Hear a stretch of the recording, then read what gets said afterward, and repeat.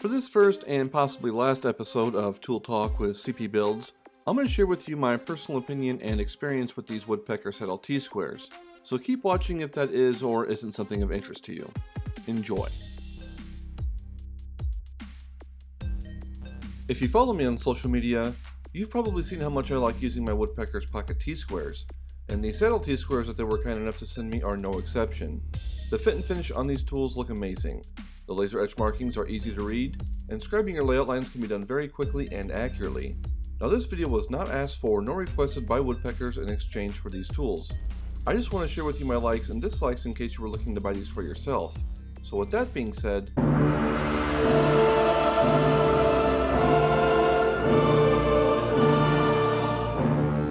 the main dislike I have with these saddle T-squares is the 3/4 of an inch lip.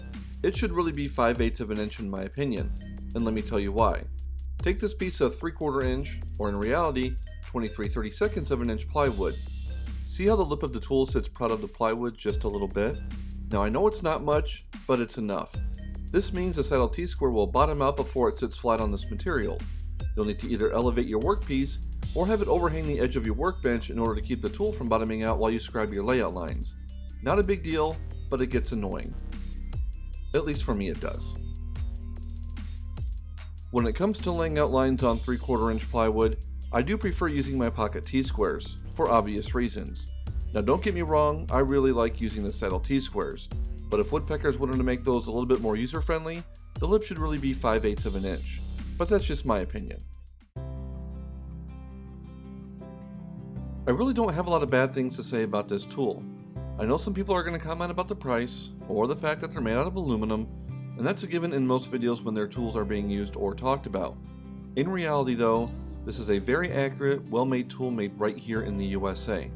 Now it's not meant to replace your beloved combination square by any means, but just between you and me, I really haven't used mine for this type of layout work since I got these in my shop. But don't tell anybody.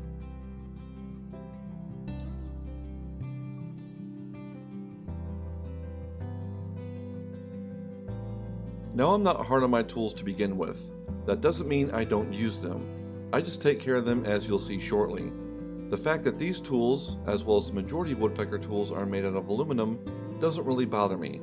I know it's a softer material, and I know how easy aluminum gets damaged, which is why I don't throw or bang these, or really any of my tools around. If you don't want to buy their tools because of that, that's fine. No one's forcing you to. The complete set of these saddle T-squares is a bit on the pricey side. I'd be lying if I said otherwise.